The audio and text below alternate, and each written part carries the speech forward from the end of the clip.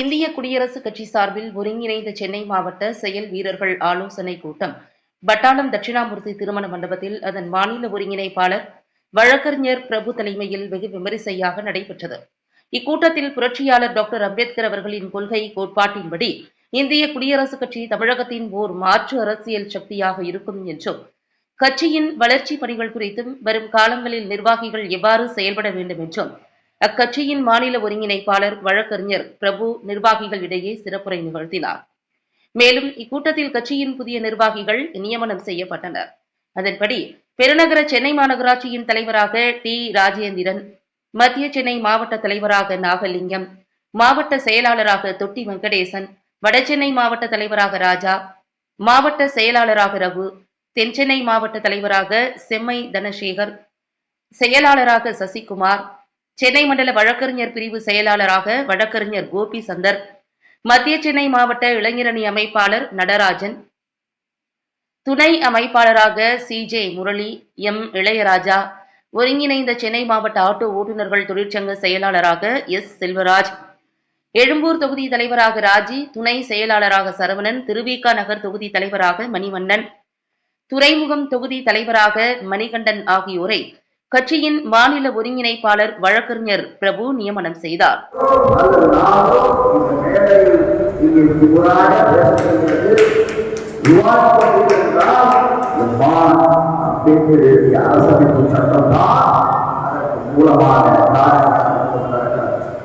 அந்த அரசமைப்பு சட்டத்திற்கு தான் இன்றைக்கு தீர்வு எடுத்து சூழல் உருவாகிவிட்டார்கள்.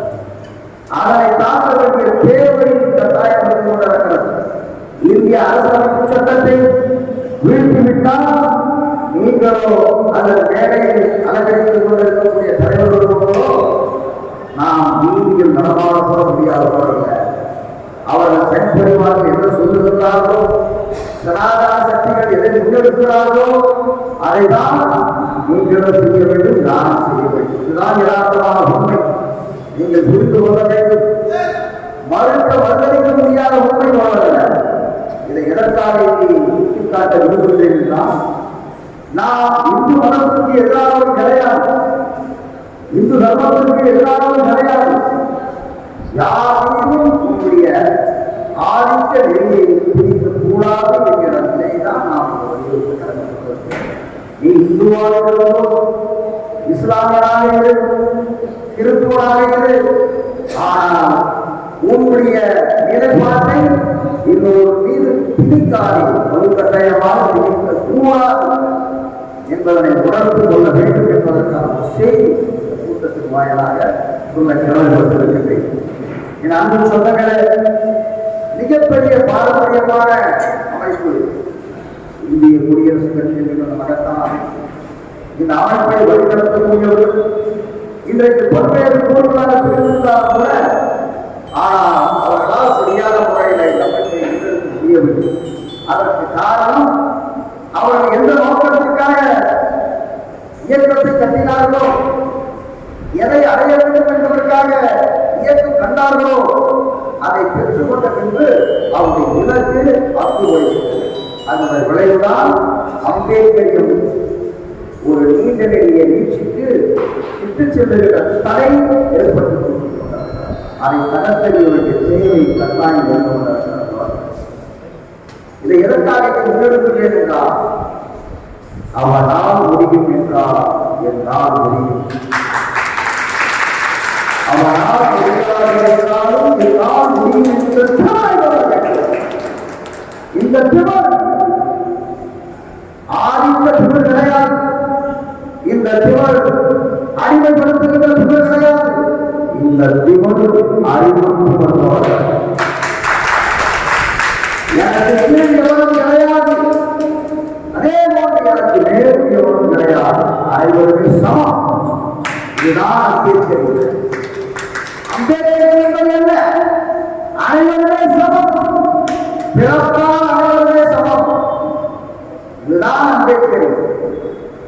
உனக்கு பாதிப்பு ஏற்படுகின்ற பொழுது, ரத்தப்போக்கு ஏற்படுகின்ற பொழுது, விபத்து ஏற்படுகின்ற பொழுது உனக்கு ரத்தத்தை கொடுக்க முன்வருகிறானே, அவன் பல்லானா, பழையனா, சட்டியனா அல்லது முதலியாரா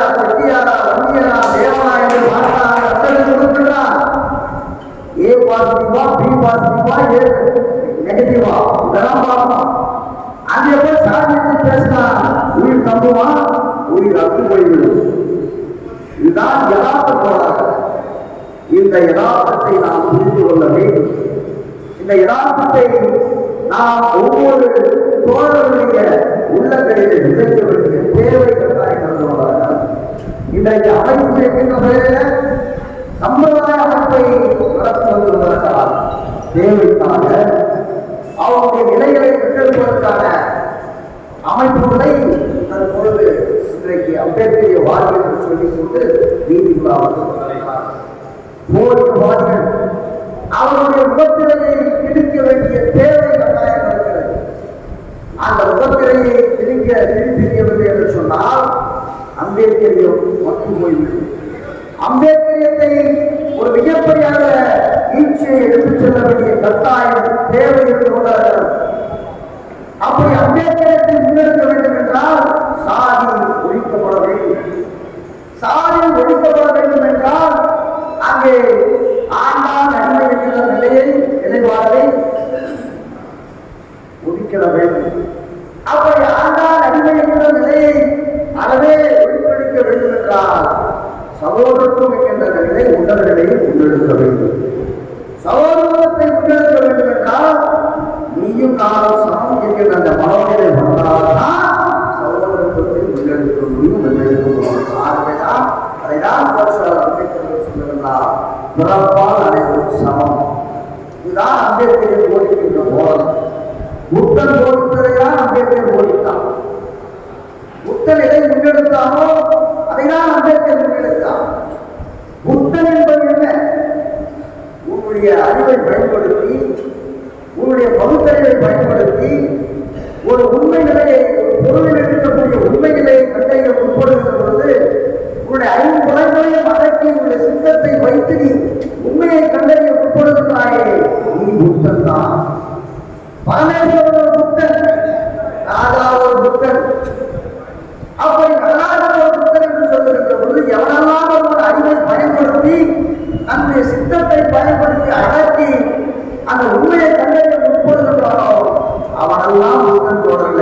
ஒரு மணி சித்தார்த்தன் மட்டுமே புத்தன் கிடையாது, கௌதம புத்தன் மட்டுமே புத்தன் கிடையாது.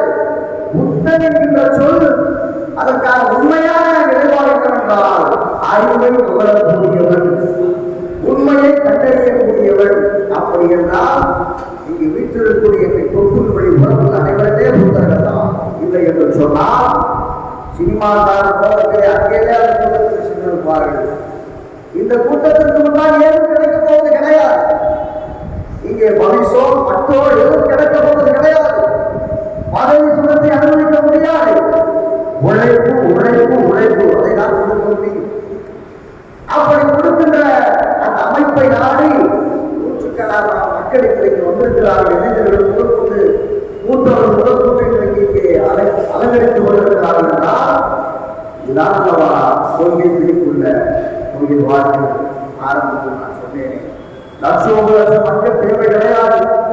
லட்சியத்தை தாங்கக்கூடிய சில நூறு மக்கள் இருந்தால் போதும் நம் இணையத்தை சாதித்து விட முடியும். தோழர்களே, விவேகானந்தர் சொல்லிருக்கிறார், give me 100 youngsters, என்னிடத்துல 100 நபர்களை தாருங்கள், நல்ல இளைஞர்களை தாருங்கள், இந்தியாவை வல்லரசாக ஆட்சி காட்டுகிறேன் என்று விவேகானந்தர் சொல்லுகிறார். யதார்த்தமான உண்மை. அப்படி என்றால் என்ன பொருள்? விவேகானந்தர் இந்து தர்மத்தை தாங்கக்கூடியவர். ஆனால் அவர் சொன்ன நல்ல கூற்றை இங்கே நாம் சொல்ல வேண்டிய தேவை என்ன? அவர் இந்து தர்மத்தை தாங்கக்கூடியவராக இருந்தாலும் அவர் சொன்ன கூற்று 100 இளைஞர்களை தாருங்கள், இந்தியாவை வல்லரசாக மாற்றி காட்டுகின்றேன் என்று சொன்னவர் விவேகானந்தர். அதே போல நாம் சேர்க்குவேன் சொன்னால் 50 இளைஞர்களை 1000 இளைஞர்களை என்னிடத்தில் தாருங்கள், இந்த உலகத்தை காலனியிலே மாற்றி அமைப்பதை காட்டுகிறேன் சேர்க்குவேன் சொல்லுகிறான். ஆக ஒவ்வொரு காலத்திலும் வரலாற்று புருஷர்கள் அவர்களுடைய நிலைக்கு ஏற்றாற்போல், அவருடைய அந்த தட்பவெப்ப நிலைக்கு ஏற்றாற்போல் அந்த நிலைகளை முன்னெடுத்தார். ஆனால் உலகில் மதத்தான ஒரே ஒரு தலைவர் மட்டும்தான், நான் ஆரம்பத்தில் சொன்னதை போன்று யாரையும் நம்பாமல் நீயே உனக்கு ஒளி என்று சொன்னவர் கௌதம புத்தர். அதை தொடர்ந்து புரட்சியாளர் அம்பேத்கர் சொல்லுகிறார், a small age and trying to create the ambition. அதைதான் நான் உங்களுக்கு சொன்னேன். ஆரம்பத்தில் சொன்னதற்கான அர்த்தம் அதுதான். நீ ஒரு சிறிய இலக்கை நிர்ணயித்தால் அது குற்றம். அது உன்னை மிக மிக மிக தாழ்ச்சி நிலைக்கு அவனால் முடியும்.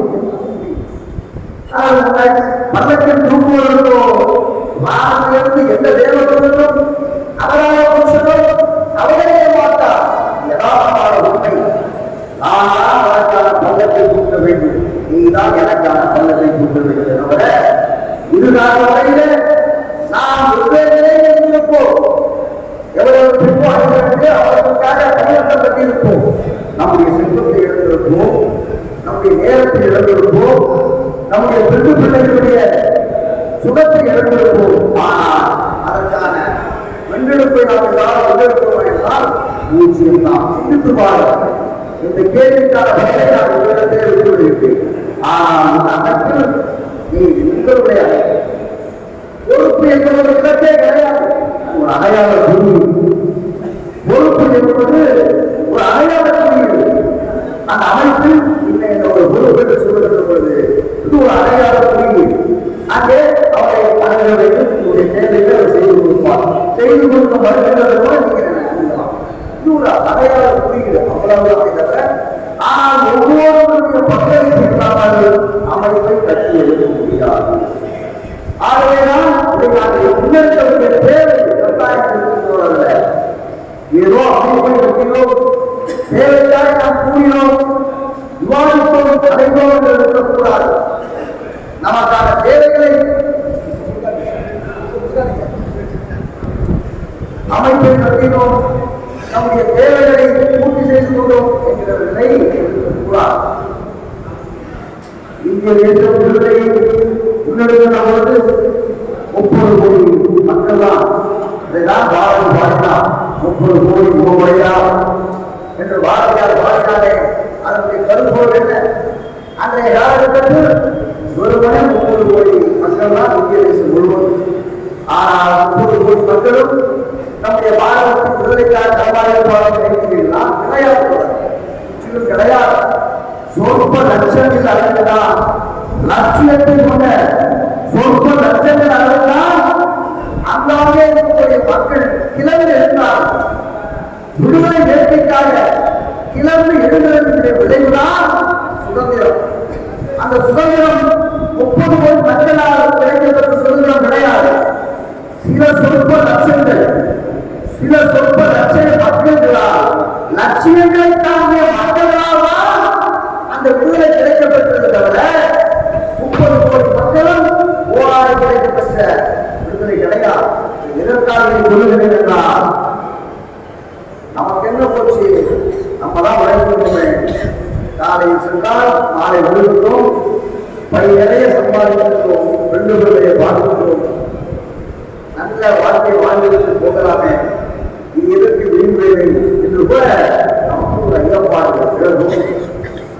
அது போன்ற தோல் பெற்றுவிட்டால் இந்த நாட்டை பற்றி, மக்களை பற்றி யார்? அன்றைக்கு விடுதலை காலத்துல லட்சோப லட்ச மக்கள் அவர்களும் அவர் பிடிப்பதிருப்பார்கள். ஆனால் 30 கோடி மக்களுக்கு விடுதலை கிடைக்கப்பட்டிருக்குமா? அந்த நிலையை நீங்களும் பாருங்கள்.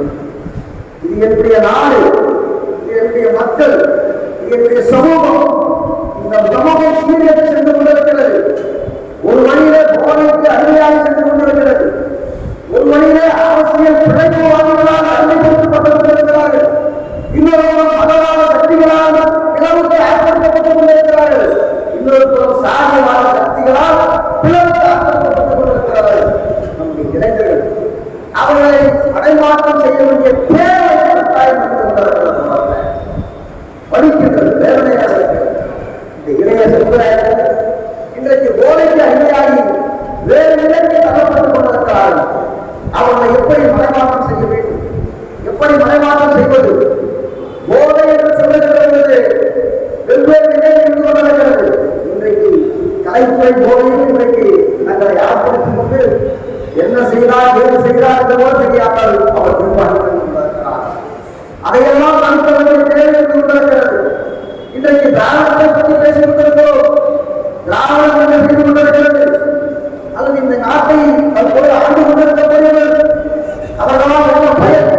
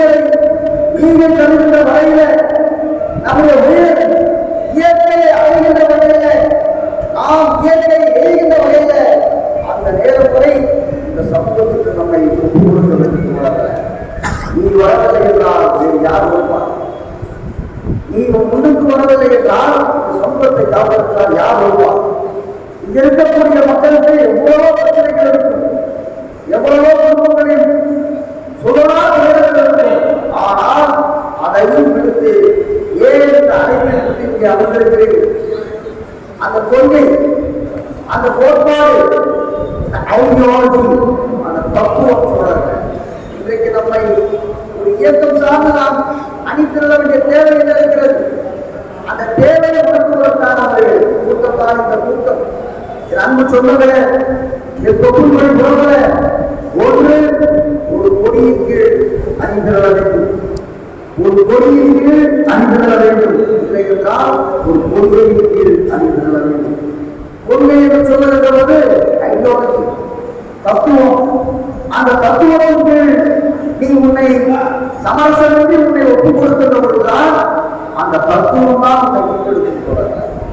அந்த தத்துவம் தான் உன்னை ஒரு சுயமரியாதைக்காரனாக, ஒரு போராட்டக்காரனாக, ஒரு போராட்டமிக்கவனாக மாற்றக்கூடிய வல்லமை அந்த தத்துவத்தில் நீ உன்னை அழைத்துக் கொண்டால்தான் நீ உன்னையும் மீட்டெடுப்பாய். உன்னால் சமூகத்தை மீட்டெடுக்கப்படுவது. யாருடைய எனக்கு சொந்தம் இருக்கிறான் இருக்கக்கூடிய என்னுடைய தம்பிமார் கூட நினைக்கலாம், அன்னையோ நம்முடைய இந்துகம் எதிர்த்து பேசலாம். கிடையவே கிடையாது. நான் தான் சொல்லுகிறேன், யாராக இருந்ததோடு சமம் என்கின்ற நிலை மட்டும் மனதில் விதைத்து அனைவரும் சமம், பிரதர்ஹுட், அதை மட்டும் நினைத்துக் கொள். நீ எதுவாக இருக்கும்போது அம்பேத்கர் மிக தெளிவாக சொல்லுகின்றார். ஒரு ஆய்வாளர் கேட்கின்றார், நீங்கள் இப்படி சொல்லலா முதலமைச்சருக்கு ஆக்கிரமிக்கப்பட்ட பின்பு கூட இப்படி உழைத்துக் கொண்டிருக்கிறீர்களே, உங்களுடைய உழைப்பு இந்த சமூகத்தால் அங்கீகரிக்கப்படுமா? உங்களுடைய சமூக மக்களை அவர்களுக்கு தெரிய வருமா? ஏற்றுக்கொள்வார்களா? இப்படி பல்வேறு நிலைகளிலே கேள்வி கணைகளை கொடுக்கின்றார். அம்பேத்கர் சொல்லுகிறார், நாம் ஆண்டு போகலாம், என்னுடைய உயிர் நீர்த்து போகலாம், ஆனால் இன்று இல்லை என்றாலும் நாளை ஒரு நாள் ஒரு வரலாற்றை ஆய்வு செய்யக்கூடிய ஒரு வரலாற்று இளைஞர் வருவார். அப்படி வரலாறுகளை அவர்கள் ஆய்வு மேற்கொள்ளுகிற பொழுது இந்த சமூகத்திற்காக, விழிப்புணர்வு மக்களுக்காக, உழைக்கின்ற வர்க்கத்திற்காக, அடிப்படை மக்களுக்காக, உரிமையை இழந்த மக்களுக்காக யார் பாடுபட்டார், யார் கலந்தார் என்று சொன்னால் அப்படி நேர்த்தியான முறையில், உண்மையான முறையில் வரலாறை தோல்வி புலந்து எழுப்பாடையனால் அப்போது அம்பேத்கர்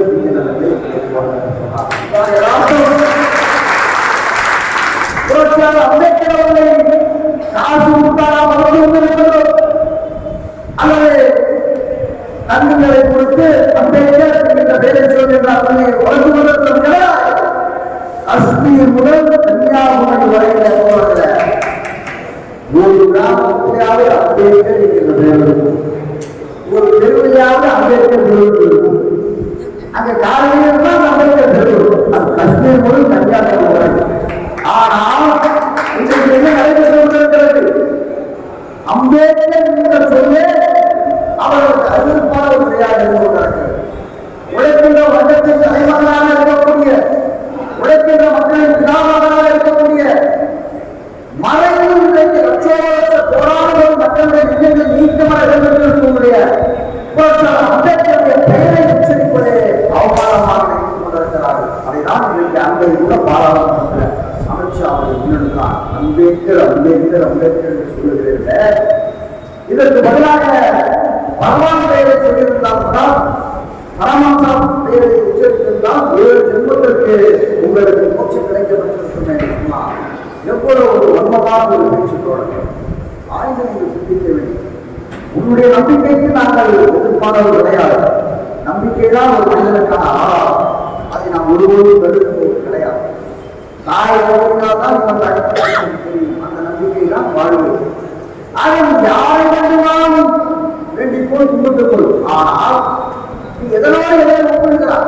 மகாபுருஷர், ஒரு வல்லமை வாய்ந்த நீ இன்றைக்கு உள்துறை அமைச்சராக இருந்து கொண்டிருக்கிறார்கள். அதற்கும் பிச்சை போட்டதே புரட்சியாளர்.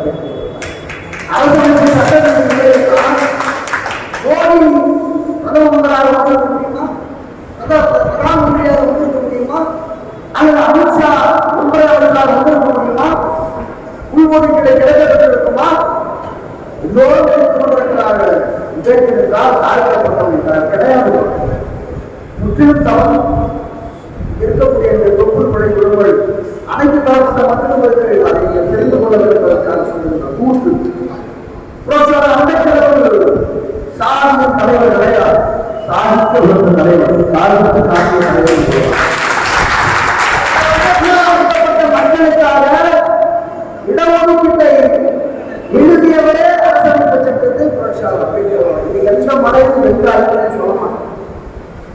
நீ பேசக்கூடிய ஜாமான் சாதி எடுக்கக்கூடியவர்கள் யாருமே அதை சொல்வதற்கு முன்புவது கிடையாது. ஆனால் நான் ஏதோ விவாதிப்பதை சொல்றேன். ஆனால் ராமராஜர் ஆகையால்தான் அம்பேத்கருடைய சிலைகளை அவர் அதிகமாக நிறுவினார். அவர்கள் கொள்கை பிடிப்பு, கொள்கை முரண்பாடு என்பது வேறு, அவருடைய எதிர்ப்பை அரசியல் பணி செய்கின்றது என்பது வேறு. ஆனால் அதை அவர் உணர்ந்த காரணத்தினால்தான் எதை பிடித்தால் நாம் மேலே வர முடியும் என்று நினைத்து அதிக அளவில் சிலைகளை ராமராஜ். இது உண்மை, வரலாற்று உண்மை. இதோ மேலைக்காக சொல்லுகின்ற கூற்று கிடையாது. அவரை தாண்டி பிடிக்க வேண்டிய தேவை அவருக்கு கிடையாது. அதற்கான அரசியல் கடைகள் கிடையாது. இது எதற்காக சொல்லுகிறார்? இன்றைக்கு அரசியல் வேறு நிலைக்கு சென்று கொண்டிருக்கிறது. அரசியல் மிக கேவலமான முறையில, கீழ்த்தரமான முறையில் சென்று கொண்டிருக்கிறது. குறைந்த மேம்பாடு அதை தடுத்தாளர்களுக்கு தேவைப்பட்டாய் சென்று கொண்டிருக்கிறது போல என் தொற்று மணி நான் இருக்கிறேன் அழைப்போம். இந்த கூட்டத்தின் வாயிலாக நான் இருக்கின்ற அழைப்போம். என் அன்பு சொந்தத்திலே அனைவருமே அறிந்திருப்போம். ஒரு மிகப்பெரிய மாற்றத்தை நிச்சயமாக ஏற்படுத்த முடியும். ஒரு நாள் முடிவு சொல்கிறேன். எதற்காக அவமானத்திற்கு அழைக்க வேண்டும்? எதற்காக மற்றவர்களுக்கு நாம் சொல்ல கொடுக்க வேண்டும்? முன்பு நான் சொன்னதை போல உலகான கொள்ளத்தை நாம் கொடுத்திருந்தேன். எதற்காக கொள்ளத்தை விட்டு நாம் அறிய வேண்டும். நிச்சயமாக முடியும். ஒருவரே நான் அழைப்பினால் காரணம் உயர்த்துகிறேன். அழைப்பு மட்டத்திலே 5 நபர்களால் துவக்கப்பட்ட அமைப்பு எப்படி கோடி மக்களை வெற்றிகளை ஆட்சி அதிகாரத்தில் அவனால் முடிவென்றால் முடியும். அவனால் முடிவென்றால் தயவு கூறி கேட்கின்றேன். நீங்கள் கொள்கை பிடிப்பவர்கள், கொள்கை வாழ்ந்தார்கள் கொண்டிருக்கிறீர்கள். உங்களை நான் சிறந்தொட்டு கேட்டுக் கொள்கிறேன். அன்பு சொல்லுகிறேன், இந்த அரிய வாய்ப்பை நாம் நழுவக்கூடாது. இது நான் வரையிலே புரட்சி என்பது கிராமப்புறங்களில் நகரத்தில் நோக்கி கொண்டிருக்கிறது. புரட்சி அரசியல் புரட்சி குறிப்பாக தமிழகத்தில் கிராமப்புறங்களில் துவங்கப்பட்டு நகரத்தை நோக்கி மையம் கொண்டிருக்கிறது. நான் வரலாற்று உண்மை. கலைஞராக இருக்கட்டும், எந்த தலைவராக இருக்கட்டும், கிராமப்புறம்தான் அரசியல் பணியை நோக்கி அதனை தாக்கம் நகரத்தை நோக்கி வந்திருக்கிறோம். வரலாற்றில் ஒரு முறையாக நகரத்திலிருந்து கிராமத்திற்கு புரட்சி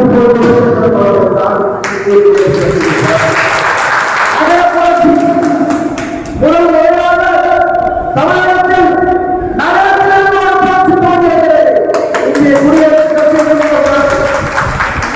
அதற்கான புரட்சி நாம் ஈர்த்து போக செய்யக்கூடாது. நமக்குள்ள இருக்கக்கூடிய சிறு சிறு தகவல்களை கலைந்து விடுவோம். நிச்சயமாக உங்களுடைய பொறுப்பாளர்களுக்கு கேட்டுக் கொள்கின்றேன். குடும்பமாக கொள்வோம், மற்றவர்களை அறியப்படுத்தி நிச்சயமாக ஒவ்வொரு தொகுதிகளே நாம் இதற்கான சிந்தையை மையம் கொண்டேன் என்றால் சென்னையில் அரசியல் பிழைப்பு நடந்து கொண்டிருக்கிறார். ஒருவனே 100 நபர்களை வைத்துக் கொண்டிருக்கக்கூடிய அமைப்பு கூட, 50 நபர்களை வைத்துக் கொண்டிருக்கக்கூடிய அமைப்பு கூட சென்னையை வைத்து அமைப்பை அப்படி கட்டியெடுத்து வைத்து மிகப்பெரிய புராதனமாக தங்களுடைய அமைப்பை பற்றி பேசுபொருளாக கொண்டிருக்கிறார்கள். ஆனால் இந்த அளவுக்கு நாம் வைத்துக் கொண்டு நாம் அரசியல் செய்யவில்லை என்றால்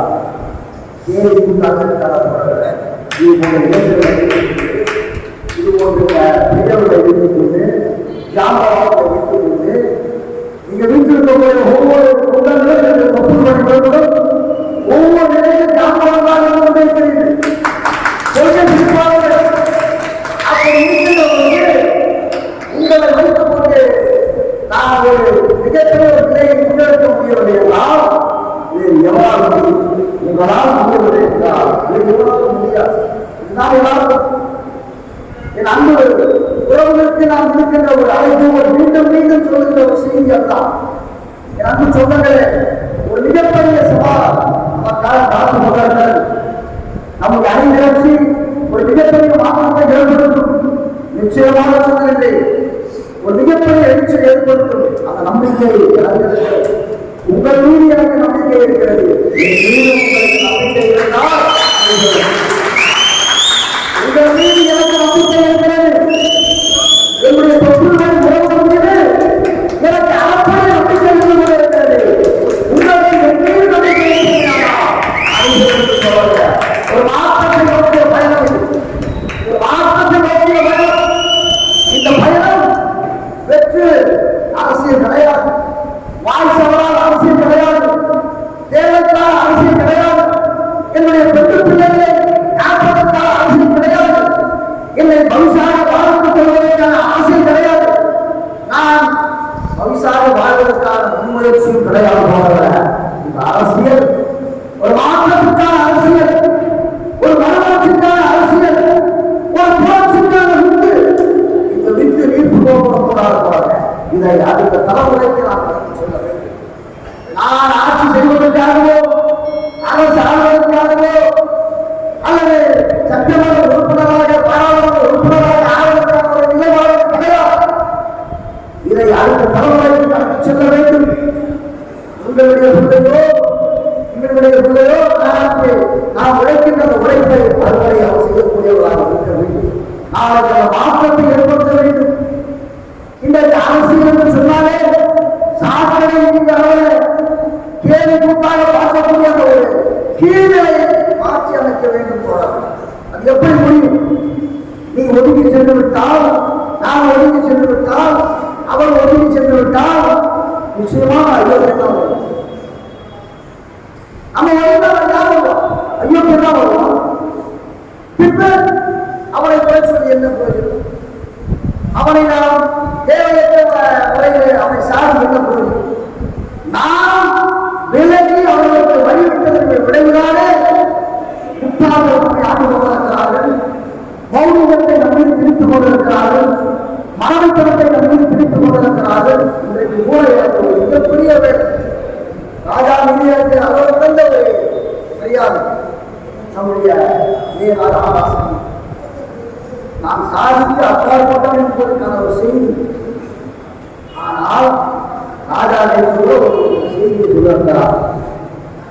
இந்த குடும்பம் மக்களுக்காக வாழ்கின்ற குடும்பம், இந்த மக்கள், இந்த குடும்பம் தான் ஆட்சி செய்யும் என்று சொல்லுகிறார். வேதனையாக இது என்ன மன்னர் ஆட்சி? இது என்ன இன்னும் ஹைதராபாத் ஒரு வழக்கறிஞர், நாடாளுமன்ற உறுப்பினர், ஒரு அமைச்சராக இருந்தவர். ஆனால் அந்த கூற்று வலிக்கின்றது. பகுத்தறிவற்ற ஒரு நிலை. பெரியாரை பற்றி பேசுவார், அம்பேத்கரை பற்றி பேசுவார். ஆனால் அவருடைய வாயிலிருந்து உதிக்கக்கூடிய அந்த வார்த்தை, இந்த குடும்பம் உள்ளவரை இந்த குடும்பம் தான் ஆட்சி செய்யும் என்று சொல்லுகின்றார். இதை எதை உணர்த்துகிறது? இதுதான் பதவி பௌசத்திற்காக தன்னை சரணாகதி அடைந்துள்ள நிலை. இதை அத்துபோக செய்வதை தான் போடுகிறார். உன்னை உணர்த்துவதுதான் அம்பேத்கர். நீ யார் திருப்பதி அணுக வேண்டும், யாருக்கான நிலைப்பாடுகளை கொண்டிருக்க வேண்டும், உனக்கான அணிதிரட்சி என்ன, உன்னுடைய தேவை என்ன, உன்னுடைய தோழர்களுக்கான பிரச்சனை என்ன, அவனுடைய பிரச்சனை எப்படி கொண்டிருப்பது என்கிற நிலையை உணர்ந்தால்தான் அவனுக்கான நிலை கொண்டிருக்க முடியும். நீ அதை உணரப்போம் மறுக்கின்றான். அந்த அளவுக்கு உன்னுடைய பகுத்தறிவு ஞானத்தை நீ கீழ்நிலைக்கு தள்ளி கொண்டிருக்கலாம். வேதனையாக இருக்கிறது. கேவலம் பதவி பவிஷ்யத்தார். நான் உங்களுக்காக ஆதரவுக்கு மக்களுக்கு வாழ்ந்துள்ளோம் என்று பொருள் கிடையாது, அல்லது பிஜேபிக்கு ஆதரவாக பேசுகிறது என்று பொருள் கிடையாது. நீங்க இவ்வளவு பார்த்திருக்கலாம். இவ்வளவு ஒரு காமெடி கூட்டு நடந்தது. அண்ணாமலையுடைய கூட்டு சாட்டையால் எடுத்துக்கொண்டாங்க.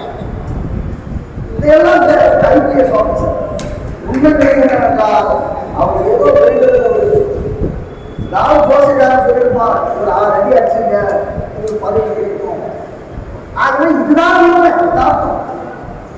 அப்படி இது போன்ற போராளிகள்லாம் இன்றைக்கு இந்த நாட்டை ஆள்வதற்கு, இந்த நாட்டை கவனிகள் செய்வதற்காக முன்னெடுக்கின்ற பொழுது நாம் ஏற்றுள்ள அம்பேத்கருடைய வாழ்கள், அம்பேத்கருடைய பேரப்பிள்ளைகள், பெரியாருடைய பேரப்பிள்ளைகள், அம்பேத்கருடைய நிர்வாகிகளை முன்னெடுக்க வேண்டும் என்று எந்த நிலையிலும் சமரசம் செய்து கொள்ளாமல், எவருக்காலும் பாலம் தொட்டு வணங்கிடாமல், கொண்ட கொள்கையில் சின்னமாக இருந்து நூற்று உணவு இருக்காது சின்னமாக இருந்து போராடி கொண்டிருக்கிறோமே, களமாடி கொண்டிருக்கிறோமே, நம்மால் ஏன் முடியாது. தோழர்கள் ஒரு தீவிரமான ஆள் ஒரு நாட்டை வெடிகுண்டு வைத்து சீர்கு வைக்க முடியும் என்கின்ற பொழுது இந்த தேசத்தை காப்பாற்ற நினைக்கிறவனால் இந்த தீவிரவாதிகளை ஒழிக்க முடியாதா? உண்மையாக தேசப்பட்டுள்ளவனால் நிச்சயமாக முடியும். நாம் தேசப்பட்டுள்ளவர்களாக இருப்போம். இந்த மக்களை காக்க வேண்டிய நிலை நமக்கு இருக்கிறது. இந்த மக்களை ஆபத்தானவர்களாக நாம் தான் பார்க்க வேண்டும். அவர்களுக்கு யாரும் கிடையாது. இந்த மக்கள் ஆகியவர்களாக இருந்து கொண்டிருக்கிறார்கள். எவன் பின்பெல்லாம் அணிந்து கொண்டிருக்கிறார்கள். ஆகவே இதை தடுத்து நிறுத்த வேண்டிய, மறைமாற்றம் பண்ண வேண்டிய ஒரு தேவை இருந்து கொண்டிருக்கிறது. அதற்கான ஒரு முன்முயற்சியாக ஆகவே நண்புக்கும் தொகுதி புறப்படுத்தி நான் இருக்கின்ற ஒரு அறைமுகல் மிகப்பெரிய இக்கட்டான ஒரு சூழலில் நாம் வாழ்ந்து கொண்டிருக்கிறோம். ஒரு மாற்றத்தை நோக்கி இந்த பயணத்தில் உங்களை விரைந்து கொள்வது இங்கு வீட்டிருக்கக்கூடிய அனைத்து உள்ளங்களுக்கும் என்னுடைய உறவுகளுக்கும் நான் மீண்டும் ஒருமுறை ஜெயிலில் கடந்த நன்றியை தெரிவித்துள்ள கடந்த